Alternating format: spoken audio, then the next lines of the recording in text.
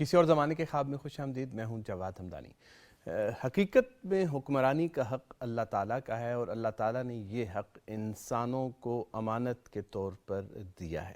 یہ وہ بات ہے جو اس سے پہلے کے پروگراموں میں ہم اس حوالے سے گفتگو کر چکے ہیں. اب اسی گفتگو کے اگلے مراحل جو ہیں اس میں داخل ہوتے ہیں اور ہمارے ساتھ موجود ہیں ظفر اللہ خان صاحب. پروگرام میں تشریف آوری کا بے انتہا شکریہ. آپ نے جو آئین پاکستان ہے اس کی روح سے جس طرح سے حق حکمرانی کو ڈیفائن کیا گیا ہے اس کا ذکر کیا اور اس کے علاوہ آپ نے ایک بہت اہم نقطہ اباحت کا اس کی طرف بھی آپ نے اشارہ کیا اور یہ کہ کون ہے جو کہ بتا سکتا ہے ہمیں کہ یہ حرام ہے اور یہ حلال ہے. یہ بات بھی کی. حق حکمرانی اللہ تعالیٰ کا ہے, وہ اس نے امانت کے طور پر دے دیا انسانوں کو. انسان اس حق کو استعمال کس حد تک کر سکتے ہیں اور کہاں پہ ممانعت ہے؟ بسم اللہ الرحمن الرحیم. رب اشرح لی صدری ویسر لی امری. اللہم صلی علی محمد وعلی آل محمد وبارک وسلم. صلاۃً تکون للنجات وسیلہ ولعلو الدرجات کفیلہ. اللہم صلی علی محمد وعلی آل محمد وبارک وسلم. یہ آج میں نے مجھے یہ ذہن میں آ گیا درود شریف پڑھتے ہوئے کہ یہ شعر میں نے پڑھا. ہمارے استاد تھے مولانا اسلم صاحب, اللہ ان کو. میں نے بہت کم علماء ایسے دیکھے ہیں علم اور فضل جن میں عمل شامل ہو. ملتان میں نشتر کے خطیب تھے اور بنیادی طور پہ ان کا تعلق تبلیغی جماعت سے تھا. میرا تو تعلق کسی جماعت سے نہیں تھا لیکن وہ بنیادی طور پر تبلیغی جماعت سے تھے. لیکن ہم نے ان سے دین بہت سنا سیکھا. جمعہ پڑھتے تھے ہم ان کے پیچھے, بس یہ پڑھتے تھے. مجھے اچھا لگتا ہے. میں مفہوم بیان کر دوں. مفہوم یہ ہے کہ اللہ کے نبی پہ درود شریف پڑھنا آپ کے درجات بلند کرتا ہے اور آپ کی مشکلات دور کرتا ہے. اس لیے میں نے پڑھا. اسلام کے پولیٹیکل سائنس میں اور پاکستان کے آئین میں جو ایشوز ہیں اسلامی نظام حکومت کی, اس میں ہم بحث کر رہے ہیں. ہم نے پہلے نقطے میں یہ بحث کی کہ اللہ پاک کا اصل حکمرانی اللہ کا ہے. اللہ پاک نے حق حکمرانی ہمارا لوگوں کو منتقل کیا ہے چونکہ وہ اس کے خلیفے ہیں. یہاں تک ہم بحث کر چکے. دوسری بات میں یہ عرض کر دوں پھر کہ یہ جو میں بحث کر رہا ہوں یہ میری نہیں ہے. قرارداد مقاصد پاکستان کے تمام علماء نے اتفاق کیا تھا اور اس کے بعد پاکستان کے آئین کے یہ مقدمے پریمبل میں لکھی ہوئی ہے. میں صرف اس کی شرح کر رہا ہوں, میں کوئی اپنی دانشوری نہیں کر رہا. یہ بہت ضروری ہے. یہ متفقہ موقف ہے پاکستان کے سیاسی دانوں کا, سیاستدانوں کا. پاکستان کے بنانے والے جو بچ چکے تھے, لیاقت علی خان تھے اس وقت اور بڑے لوگ تھے, قائد اعظم رحمۃ اللہ علیہ فوت ہو چکے تھے, ان کا اور پاکستان کے تمام علماء کا, تمام مسلک کے اجتماعی سیاسی دانش کا یہ نچوڑ. میں یہ کہتا ہوں اگلے سینس میں کہ ہماری جدید تاریخ میں مسلمان امت کا سب سے بڑا اجماع ہے. دیکھیں اجماع تو علاقے کا ہی ہوتا ہے نا. بالکل. ہمارے جو علماء ہیں یہاں کے, پاکستان کے علماء کو حق حاصل ہے نا فقہ اسلامی میں کہ اپنا اتحاد کریں. بالکل ٹھیک. یہ سیاسی اتحاد ایک بہت بڑا اتحاد ہے. ہمیں علماء کو ٹریبیوٹ پوش کرنا چاہیے کہ کتنے سمجھدار لوگ تھے. سب سے بڑی بات یہ ہے کہ 14 سال کی تاریخ میں جو بادشاہت کی فکر سے ہٹ کے, یہ اصل بات ہے, انہوں نے صحیح اسلام پیش کیا. ورنہ ایک عام تصور یہی تھا کہ جو بھی ہمارے ہاں مختلف اسلامی ممالک میں بادشاہ رہے, نظام رہے, وہی اسلامی نظام. ایسا نہیں ہے. ہمارے پاکستان کے علماء کو سلام پیش کرنا چاہیے اور ہمارے فاؤنڈنگ فادر کو بھی. دیکھیں جب اجتماعی شکل بیٹھتی ہے نا خیر نکلتی ہے. اللہ کے نبی کی اور شان تو بلند نہیں ہو سکتی, آپ کی حدیث کا ثبوت ملتا ہے. آپ نے سنا ہے میری امت گمراہی پہ اکٹھی نہیں ہو سکتی. لا تجتمع امتی علی الخطا. نو.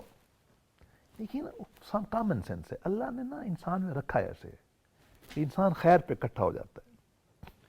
تو ہماری امت کا, پاکستانی امت کے علماء کا, سیاستدانوں کا اس پہ اتفاق ہے کہ انسان بطور خلیفہ اللہ سے پاور تفویض رکھتا ہے.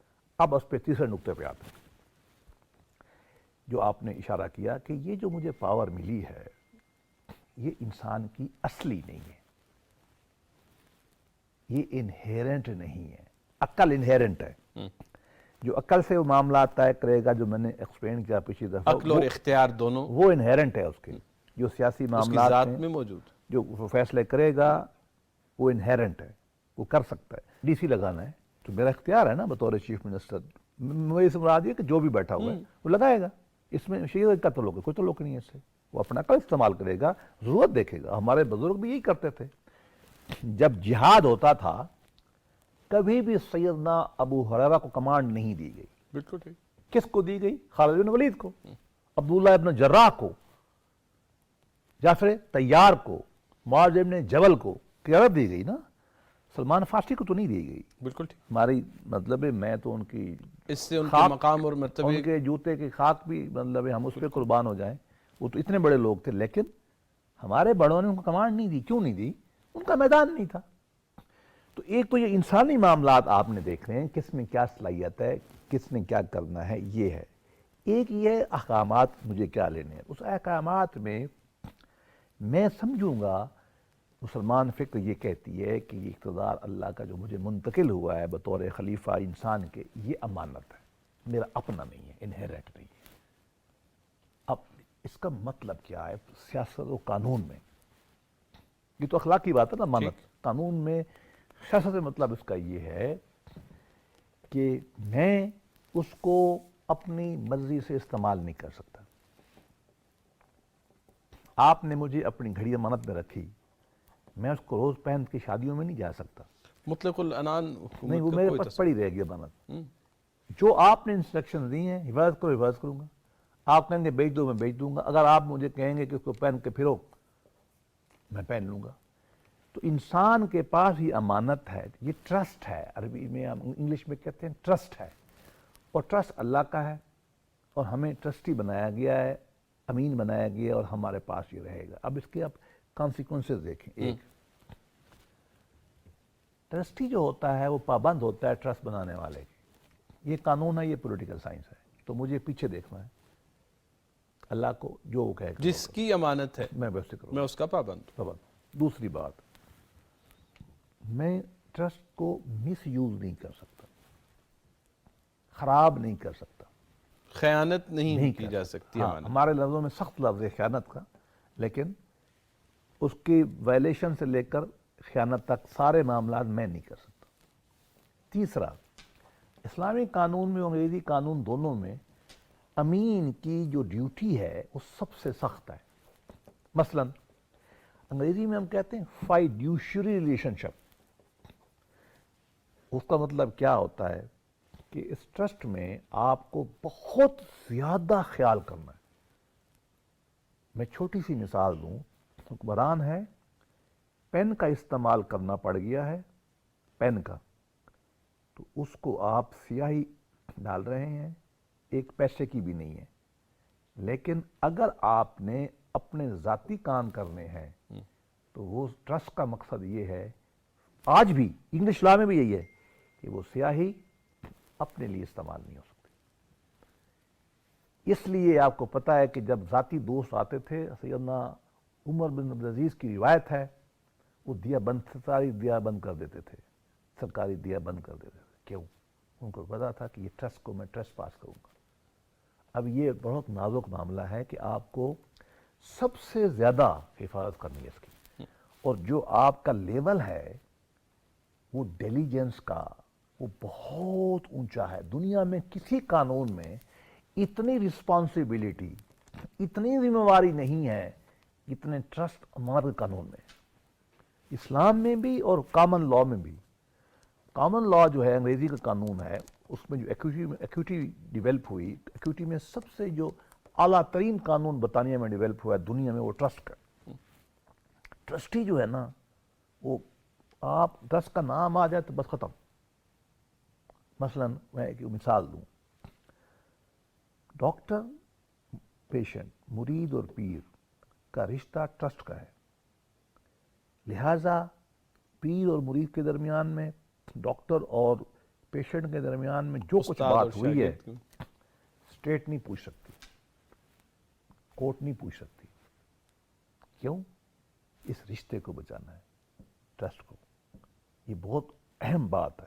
تو گویا کہ جو مسلمان حکمران بنیں گے، جو انسان ہیں، ہم عوام ہیں، ہم اللہ کے ٹرسٹی کے طور پر ہمارے اوپر بہت بڑی ذمہ داری ہے کہ اعلیٰ ترین امکانات کے تحت ہم اس ٹرسٹ کو استعمال کریں. سربراہ حکومت جو ہمارے ہاں جب حلف اٹھاتا ہے تو ہمارے حلف میں بھی میرے خیال اس موضوع کی وہ طرف تو آئین اشارہ ہے. حلف اٹھاتا ہے آئین پر.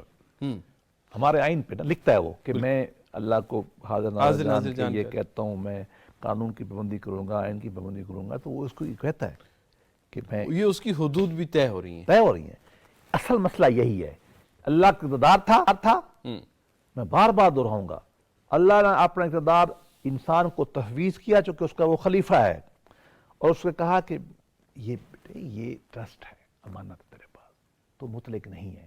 اس لیے جب بڑے حکمران ہوتے تھے نا ہمارے، جو ہماری اچھے حکمران گزرے ہیں، وہ کہتے تھے ہمارے کندھے گر جاتے ہیں حکمرانی سے. اسلام میں حکمرانی کوئی عیاشی نہیں ہے، یہ بہت بڑی ذمہ داری ہے. مسئولیت کہا گیا. آج بھی آپ سے ٹرسٹ کے معیار کے اوپر پوچھا جائے گا. دیکھیں نا، ایک میں واضح کر لوں، فوجداری جرم میں کسی پہ شک پڑ جائے ہم سزا نہیں دیتے، ہم دیکھتے ہیں شک کا لیول کیا ہے. بیانڈ ریزنیبل ڈاؤٹ، عام آدمی کے گمان میں یقین ہو جائے، اس کو جج کا ضمیر مطمئن ہو جائے اور عام شکوک و شبہات سے بالا ہو کر ثبوت مل جائے تو سزا دیں گے. عام شک پہ نہیں دے دیں گے ہم. ٹرسٹ کا جو لیول ہے وہ اس سے بھی بلند ہے. آپ کو ہر حالت میں، مثلا ٹرسٹی نفع نہیں اٹھا سکتا، پتہ ہے آپ کو؟ کوئی نفع نہیں اٹھا سکتا ٹرسٹ سے. ہاں، ٹرسٹی باقی جو ہیں اس کو الاؤ کریں، جن کے لیے ٹرسٹ بنایا گیا وہ الاؤ کریں. تو جب تک ٹرسٹ میں عوام جو ہیں وہ حکمرانوں کا اگلا پوائنٹ آئیں گے، جب تک وہ ان کو الاؤ نہیں کریں گے وہ تنخواہ نہیں لے سکتا. اس کی تنخواہ اس کو پارلیمنٹ دیتی ہے، عوام کو دیتی ہے.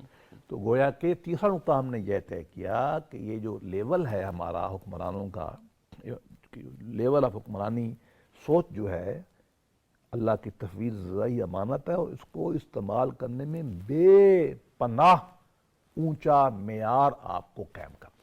اچھا، اب اگلا سوال یہ ہے کہ انسان خلیفۃ اللہ ہے، اس کے پاس یہ اختیار ہے، تو یہ تو پھر تمام انسان برابر ہیں اور سب کے پاس یہ اختیار ہے، تو کیا سارے کے سارے انسان حکمران یہ ہیں؟ بڑا اہم سوال آپ نے کیا. یہ مسئلہ آئین کو بھی درپیش تھا، ہمارے علماء کو بھی درپیش تھا، علماء سیاست اور علماء دین کو. انہوں نے اس کا حل نکالا. اللہ کا اقتدار منتقل ہوا، تفویض ہوا لوگوں پر. لوگوں کو بتایا گیا کہ یہ امانت ہے. امانت کے بعد ان سے جب سوال ہوا تم استعمال کیسے کرو گے، تو 25 کروڑ کے عوام تو اکٹھے نہیں بیٹھ سکتے. اب کریں گے کیا؟ اس کا حل نکالا گیا. حل یہ ہے کہ لفظ لکھا ہوا ہے منتخب نمائندے، چوزن ریپریزنٹیٹو. مراد کیا ہے؟ 25 کروڑ عوام حق کے انتخاب استعمال کریں گے اور اپنے نمائندے چنیں گے، تاکہ وہ نمائندہ چاہے 100 ہو، چاہے 1000 ہو، چاہے 5000 ہو، وہ ان کی مرضی ہے نا. وہ اپنے نمائندے چنیں گے. یہ اختیار جو ہے عوام کا، وہ نمائندے استعمال کریں گے. یہ کیا کریں گے؟ نمائندے استعمال کریں گے. اللہ کا اقتدار منطق تفویض ہوا لوگ انسانوں میں. ان کو کہا گیا کہ آپ کے لیے یہ ٹرسٹ ہے، امانت ہے، اور ان سے کہا گیا کہ آپ اپنے بندے چن کے میرا اختیار استعمال کرو. تو اس وقت جو ڈیسیژنز میکنگ ہوگی، جو بھی ہوگی، وہ ان سب کی نمائندگی وہ نمائندے لوگ کریں گے. تو یہ پوری چین جو ہے ساورینٹی کو آپریشنلائز کرنے کا، پولیٹیکل سائنس میں جو ساورینٹی ہے اللہ کی عوام میں آئی، عوام کو آپریشنلائز کرنے کے لیے اس کے نمائندے ہوئے. تو یہ ایک سکیم ہے ہمارے آئین میں، اور یہی دینی ہے میری رائے میں. لیکن وہی جو سوال پیش آتا ہے، پہلے بھی آپ نے اس کی طرف چند اشارہ کیا ہے کہ اسلام کی جو اسلامی معاشروں کی جو تاریخ ہے وہ اس کو انڈوس نہیں کرتی، اور لوگ یہی کہتے ہیں کہ جی ہم تو اس اسلامی نظام کی طرف جانا چاہتے ہیں جو کہ تاریخ میں رہا ہے. میں آپ کو بتاؤں ایسا ممکن نہیں ہے. ہمارے لیے میں نے پہلے اصول طے کر دیا ہے کہ ہمارے لیے معیار جو ہے وہ یہ لوگ نہیں ہیں. ہمارے معیار دو چیزیں، قرآن پاک اور سنت. اس میں کوئی جھگڑا نہیں ہمارا کسی کا بھی. وہ جو کہیں گے ہم تو وہی کریں گے، ہم ادھر سے نہیں ہٹیں گے ان دو اصولوں سے. ہمارے تاریخ میں جو لوگ بیٹھے رہے، جو کچھ انہوں نے کیا، وہ ہمارے لیے پڑھنے کے لیے تو ٹھیک ہے، فالو نہیں کریں گے ہم ان کو، یہ ہمارے لیے بہت طے شدہ بات ہے۔ جو نظام بن رہا دنیا میں عہد حاضر میں، جو انسان ایوالو کر رہا، وہ بالکل ٹھیک ہے، کیونکہ اللہ نے اس کو عقل دی ہے، عقل کے مطابق سماج ایوالو ہو رہا ہے اور نظام بنا رہا ہے، جو بھی پولیٹیکل نظام بنائے گا وہ ٹھیک ہے۔ ہم اس کو کیا روکیں گے؟ صرف ان چیزوں کو جو اللہ نے روک دی، جو نبی پاک نے روک دی۔ تو یہ کہنا کہ عوام کے نمائندے اقتدار نہیں کریں گے، یہ اسلام کی روح کے خلاف ہے۔ اس کی وجہ ہے جو میں نے آپ کو عرض کیا، قرآن مجید نے 2 آیات میں اس کو واضح کیا۔ قرآن مجید کا ایک نص بھی بہت ہوتی ہے، یہ 2 ہے۔ پہلی بات یہ اللہ کے نبی کو حکم دیا گیا وَشَاوِرْهُمْ فِي الْأَمْرِ، یہ امر کا صیغہ ہے، آپ کو پتہ امپیریٹو ہے کہ آپ اپنے لوگوں سے دنیاوی معاملات میں مشاورت کریں۔ حالانکہ نبی پابند نہیں ہوتا، نبی تو خود خدا سے براہ راست کلام ہونے کا داعی ہے نا، تو اس کو کیا ضرورت ہے مشاورت کرنے کی؟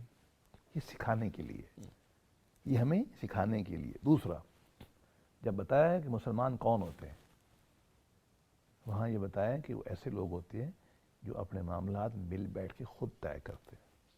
وَأَمْرُهُمْ شُورَى بَيْنَهُمْ۔ بعض لوگ یہ کہتے ہیں، مجھے لوگ سوال کرتے ہیں کہ کہا گیا فَاسْأَلُوا أَهْلَ الذِّكْرِ إِن كُنتُمْ تَعْلَمُونَ۔ اب اس میں دیکھیے میں پچھلے فلسفے کی روشنی میں 2 جواب دوں اس کے۔ پہلی بات تو یہ کہ ہمیں علم کا پوچھنے کا بتایا گیا ہے، حق حکمرانی کا تو نہیں بتایا گیا۔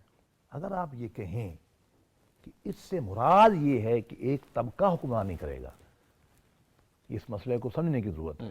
اس آیات کی روشنی میں کہ فَاسْأَلُوا أَهْلَ الذِّكْرِ إِن كُنتُمْ لَا تَعْلَمُونَ، اگر آپ نہیں جانتے اہل علم سے پوچھو، یہ کوٹ کی جاتی ہے نا کہ اس سے حق حکمرانی طبقے کو مل جائے گا، یہ دین کا مقصود نہیں ہے، شرعیت کے خلاف ہے۔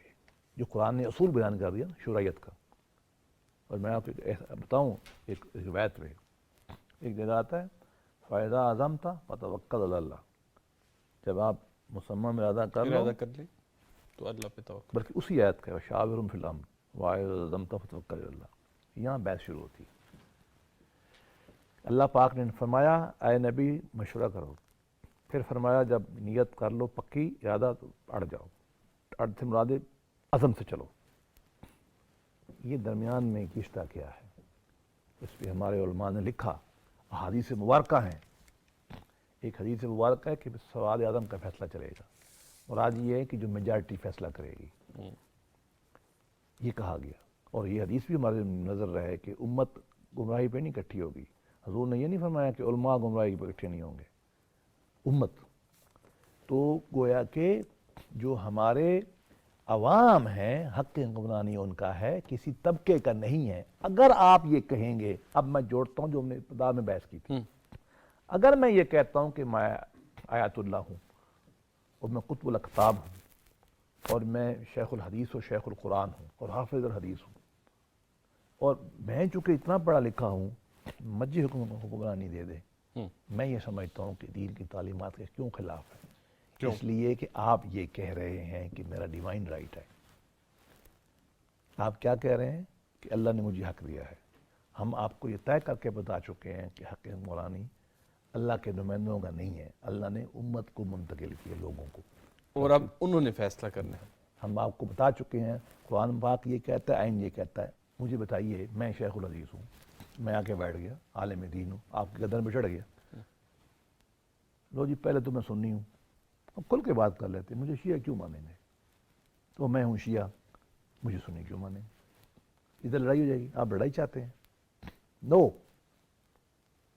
اچھا، میں آ گیا اور میں نے کہا اللہ نے مجھے یہ کہا ہے اور میں آپ پہ کر رہا ہوں اور وہ باتیں غلط ہیں، آپ کے پاس کیا حل ہے مجھے ہٹانے کا؟ سنی تو کہتے ہیں آپ خروج ہی نہیں کر سکتے، یہ بڑا اہم نقطہ ہے۔ سنی کیا کہتے ہیں؟ خروج بالکل ٹھیک کہتے ہیں، فتنہ کیوں پیدا کریں آپ؟ امام حنیفہ نے بالکل ٹھیک کہا، میں ان سے اتفاق کرتا ہوں۔ وہ کہتے ہیں کہ آپ نے حکمرانوں کے خلاف نکل کے لڑائی نہیں کرنی۔ سنی 70-80% امت ہے نا، وہ تو اس طرح فارغ ہو گئے، وہ جو ظالم آئے گا وہ بادشاہ بیٹھے گا، جو مولوی صاحب مجھ جیسا آگے بیٹھ جائے گا آپ کی گردنوں پر ظلم کرے گا، آپ سنی ویو کے تحت اس کو ہٹا نہیں سکتے۔ اب آ جائیں شیعہ ویو میں، شیعہ بھی لڑ بڑھ کے جانے دے دبا کے آل رسول والے بہت حد تک 2-3 صدیاں وہ بھی چپ کر کے بیٹھ گئے، تو ان کے ہاں بھی وہ حکمران سے نہیں لڑیں گے. تو اس کا مطلب ہے جو ظالم بیٹھ جائے گا، ایک عالم دین ظلم کرتا ہے تو امت یہ کہہ رہی ہے آپ ہٹائیں گے نہیں تو کیا ہے وہ جاری رہے گا. نو، ہم نہیں مان سکتے اس دینی تعبیر کو. ٹھنڈے دل سے سوچیں آپ. اور عین امکان ہے کہ نیک سے نیک آدمی آئے اور پاور دماغ میں چڑھ دیا، ظلم کرنا شروع کر دے. ہمیں چاہیے سسٹم، اور سسٹم یہی ہے کہ کوئی طے کرنے والا ہو کہ اس حکمرانی کیسے کا حق ہے. آپ ایک طبقے کو ہم نہیں دینا چاہتے، وہ طبقہ بدترین. دیکھو پوپ نے کیا کیا، آپ تاریخ دیکھیں نا، قرآن مجید نے ہمیں کہا ہے تاریخ سے سیکھو. پوپ کیا کرتے تھے؟ مذہب کی طاقت کو، سیاسی طاقت کو انہوں نے ملایا ہوا تھا. وہ بدترین ظلم کیا انہوں نے انسانیت پر، بدترین ظلم. آپ کیا روک سکتے؟ مجھے ہمارے ساتھ اسپین میں کیا ہوا ہے، 8 سال ہماری حکومت تھی، وہ پوپ بن گیا انچارج. ایک وہ کارڈینل جو تھا ازابیلا کا، وہ مطلب جو دوست تھے اور فرڈینانڈس کے، انہوں نے کہا جی ہمارے مذہب میں تو یہ ہے کہ مسلمان نہیں رہ سکتے. اور انہوں نے آپ کا جو حشر کیا، 8 سال کے بعد مسلمان وہاں ہے ہی نہیں. چند سال پہلے پہلی مسجد بنی جہاں کرتبہ جیسی مسجدیں تھیں، وہ چرچ ہے. وہ کیوں نہ چینج کریں؟ کرے گا وہ مولوی صاحب. دیکھو یہ ظلم، ہم جب یہ نہیں کہہ رہے ہیں کہ تاریخ میں ظلم ہوا ہے، تو آپ نے سبق سیکھو نا. ان کے علماء نے، ایک طبقے نے جب حکومت کی تو انہوں نے ظلم ڈھائے. تو تاریخ یہ بتاتی ہے کہ کوئی ایک طبقہ حکمرانی میں آئے گا، آپ اس کو روک نہیں سکتے. میرے بھائی آپ ٹھنڈے دل سے سوچو، آپ کسی ایک طبقے کو حکومت دینا چاہتے ہیں، وہ آپ کی گردنوں پہ مسلط ہو جائے گا اور آپ کو ہلنے نہیں دے گا. لہٰذا یہ سیفسٹ اصول ہے جو علماء نے بنایا ہے. وہ کیا ہے کہ عوام کا حق حکمرانی، عوام کے نمائندے چنیں گے. اس کا حل انہوں نے بتایا کہ ہم چند سالوں کے بعد ہٹا دیں گے، اگر ہمیں پسند نہیں تو ہم ہٹا دیں گے. اچھا، جو 2 سوال اس کے ساتھ جڑے ہوئے ہیں وہ یہ، اور وقت ہمارے پاس کم ہے، ممکن ہے ہمیں اسے اگلے مرحلے میں، اگلے پروگرام میں بھی لے جانا پڑے. وہ یہ کہ آپ نے کہہ دیا کہ حق حکمرانی اللہ کا ہے، اس نے لوگوں کو تفویض کیا ہے، اور اب لوگوں نے انتخاب کر کے اپنے لیے حکمرانی کا نظام وضع کرنا ہے. دوسری طرف جو دوسرا گروہ ہے اس کا آرگومنٹ یہ ہے کہ آپ چاہتے ہیں کہ اللہ کا نظام نافذ ہو، تو اللہ کے نظام کو سمجھنے والے ہی اس کو نافذ کر سکتے ہیں، دوسرے تو کر نہیں سکتے. وہ جو عام عوام ہیں انہیں تو نہ قرآن کا پتہ ہے، نہ سنت کا پتہ ہے، نہ وہ ان باریکیوں کو جانتے ہیں. ان کے ہاتھ میں یہ اختیار آپ کیوں دیتے ہیں؟ آپ ان لوگوں کے ہاتھ میں اختیار دیں جو کہ عالم ہیں. میں نے انڈائریکٹلی تو اس کا جواب دیا، میں مزید دے دیتا ہوں. یہی غلط فہمی ہے جو ہمارے دماغوں میں ہے. پہلی بات تو یہ کہ میری ارادہ، میری سوچ تب چلے گی اگر وہ قرآن مجید میں، اگر تو میں مسلمان ہوں اس سنت کے مطابق. قرآن مجید تو کہتا ہے امرهم شورى بینہم. انہوں نے یہ تو نہیں کہا کہ امرهم بین العلماء. قرآن پاک کو عربی تو آتی ہے نا یار، کمی تو نہیں ہے عربی جو ان کے ہاں. دنیا کی فصیح ترین زبان ہے نا اللہ پاک کی زبان. اللہ پاک کو کہہ نہیں سکتا تھا. جب یہ کہہ دیا کہ آپ علم کے معاملات علماء سے سیکھو، ہمارے ایک بحث ہے کہ علماء سے ہماری کیا مراد ہے. میڈیکل کا علم تو ڈاکٹر ہی ہوگا نا. جب میں اس کے میں نے پودے لگانے متعلقہ شعبے کا ماہر میں ہوگا وہ ہم مان لیتے ہیں. حکمرانی میں ہمیں اللہ پاک نے یہ نہیں کہا. اللہ پاک کو حق حاصل تھا یہ کہنے کا. اللہ نے نہیں کہا. انہوں نے کیا کہا ہے؟ اللہ کے نبی کو یہ ہدایت کی گئی ہے کہ شاورہم من الاصحاب صفا. نو، علماء صفا میں بیٹھتے تھے سارے. نہیں کہا نا، امت سے بات، مشورے کی بات کی ہے. اور آپ نے یہودیوں سے مشاورت کی کہ نہیں کی؟ آپ نے انصار سے کی اور آپ نے حرب سے کی. اور دوسرا فرمایا امرهم شورى بینہم، ان کے معاملات طے ہوتے ہیں آپس میں. یہ نہیں فرمایا کہ ان کے معاملات صوفیاء طے کرتے ہیں، علماء طے کرتے ہیں. ایک تو یہ بات ہے. دوسری بات یہ ہے کہ میرے بھائی تاریخ یہ بتاتی ہے کہ جب ایک طبقہ اختلاف کہے گا کہ مجھے علم کی فہم ہے اور میں نے حکمرانی کرنی ہے، تو آپ ان کو ہٹائیں گے کیسے؟ وہ جو ظلم کر رہے ہیں کیسے ہٹائیں گے ان کو؟ آپ ان کے اوپر چیک اینڈ بیلنس کا کیسے کیا کریں نظام ہے؟ گے؟ لوگ تو خروج تو ہو نہیں سکتا. آپ مجھے حل بتاؤ نا. اور تیسری بات آپ نے بتائیے، دنیا میں جب بھی یہ طبقہ آیا اس نے تباہی کی ہے، تو آپ ایک نیا ویر بنانا چاہتے ہیں، تاریخ میں جوڑنا چاہتے ہیں. اور چوتھی بات یہ ہے کہ ہمارے علماء پاکستان نے یہ تھیوری قبول نہیں کی. ہمارے علماء پاکستان جو جید تھے، تمام نے قرارداد مقاصد کو سائن کیا 14 نکات میں، اور آئین میں تمام علماء نے سائن کر کے یہ اتحاد ہمارا مکمل ہو چکا.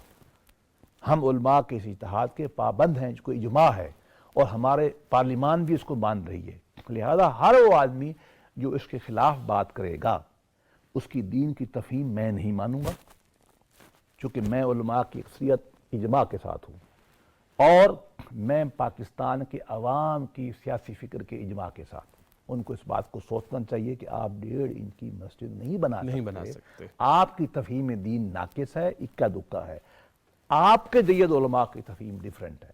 اور اگر میں نے قرآن کی آیت ماننی بھی ہے کہ میں نے علماء سے پوچھنا ہے، تو علماء میرے وہ ہیں کون؟ جو امت کے بڑے علماء تھے، شیعہ سنی اہل حدیث، جنہوں نے کہا کہ ہم نے یہ اصول طے کر دیا ہے کہ چوزن نمائندے حق کی حکمرانی کریں گے، تو میرا ووٹ ان کے ساتھ ہے۔ ظفر اللہ خان صاحب بے انتہا شکریہ پروگرام میں تشریف آوری کا۔